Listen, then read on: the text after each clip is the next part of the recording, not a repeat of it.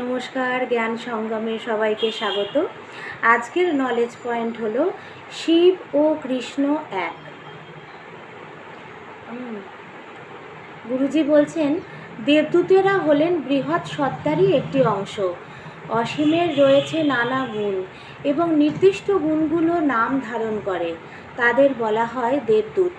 দেবদূতেরা আপনার বৃহৎ সত্তারই একটি রশ্মি ছাড়া আর কিছুই নন। আপনি যখন স্থির চিত্তে থাকেন তখন তারা আপনার সেবা করার জন্যই উপস্থিত থাকেন। যেমন একটি বীজ অঙ্কুরিত হলে তা থেকে শিকড়, কাণ্ড ও পাতা বেরিয়ে আসে, তেমনি আপনি যখন স্থির চিত্ত থাকেন তখন আপনার জীবনের সমস্ত দেবদূত প্রকাশিত হন। দেবদূতেরা আপনার সান্নিধ্যে আনন্দিত হন, কিন্তু তাদের কাছ থেকে আপনার পাওয়ার কিছুই নেই। তাদের কাছ থেকে কোনো লাভ নেই, তারা কেবল তাদেরই কাছেই আসেন।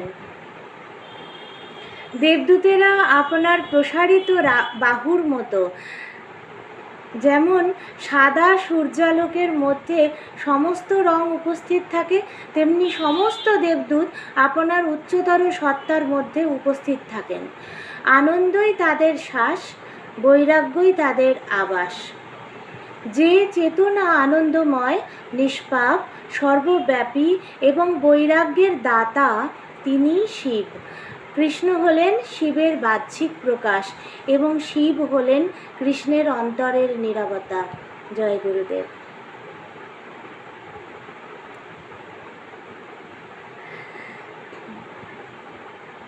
গুরুজি বলছেন শিব ও কৃষ্ণ এক।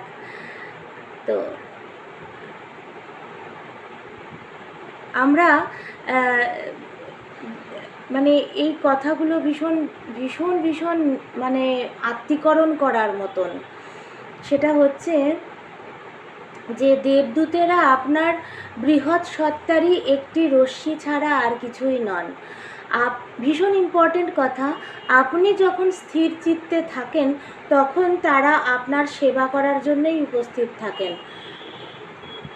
যেমন একটি বীজ অঙ্কুরিত হলে তা থেকে শিকড়, কাণ্ড ও পাতা বেরিয়ে আসে, তেমনি আপনি যখন স্থির চিত্তে থাকেন তখন আপনার জীবনের সমস্ত দেবদূত প্রকাশিত হন।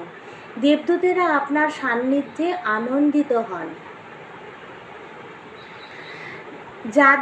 তাদের কাছ থেকে কোনো লাভ নেই, তারা কেবল তাদের কাছেই আসেন। এই যে গুরুজি বলেন না, মানে আমি তো বাদ দিতে হবে, আমি আর একটা হচ্ছে মানে আমার যা কিছু আছে আমি তাতেই তৃপ্ত, আমার কিছু চাই না। জিनको কুছ নেই চাহিয়ে ও শাহেনশাহ, এটা গুরুজি বলেন সৎসঙ্গে। তো এখানেও দেখুন এই নলেজ পয়েন্টে গুরুজি বলছেন যে তাদের কাছ থেকে কোনো লাভ নেই, মানে দেবদূতদের কাছ থেকে কোনো রকম কোনো কিছু আশা নেই, লাভ নেই। দেবদূতেরা তাদের কাছেই আসেন। হ্যাঁ, এবং দেবদূতেরা আপনার প্রসারিত বাহুর মতো। যেমন সূর্যালোকের মধ্যে সমস্ত রং উপস্থিত থাকে, তেমনি সমস্ত দেবদূত আপনার উচ্চতর সত্তার মধ্যে উপস্থিত থাকেন। আনন্দই তাদের শ্বাস। প্রত্যেক দিন সৎসঙ্গে, প্রায় প্রত্যেক দিন সৎসঙ্গে গুরুজি আসেন। ফার্স্ট উনি বলেন, আর ইউ হ্যাপি? তো আমাদের আনন্দে থাকাটা কিন্তু মাস্ট। এবং গুরুজি এটাই বলছেন, আনন্দেই তাদের শ্বাস, বৈরাগ্যই তাদের আবাস। যে চেতনা আনন্দময়, নিষ্পাপ, সর্বব্যাপী, বৈরাগ্যের দাতা, তিনি শিব। কৃষ্ণ হলেন শিবের বাহ্যিক প্রকাশ, শিব হলেন কৃষ্ণের অন্তরের নীরবতা। কৃষ্ণ হলেন শিবের বাহ্যিক প্রকাশ আর শিব হলেন কৃষ্ণের অন্তরের নীরবতা। আর কিচ্ছু বলার নেই। চোখটা বন্ধ করে একটু ভেবে তারপর ধ্যান করে নিন। আপনাদের সবাইয়ের উদ্দেশ্যে আমার একটা কথা বলার আছে, যে যারা নতুন, যারা ধ্যান করতে চান, তারা অবশ্যই আর্ট অফ লিভিংয়ের সহজ সমাধি কোর্স জয়েন করবেন। আর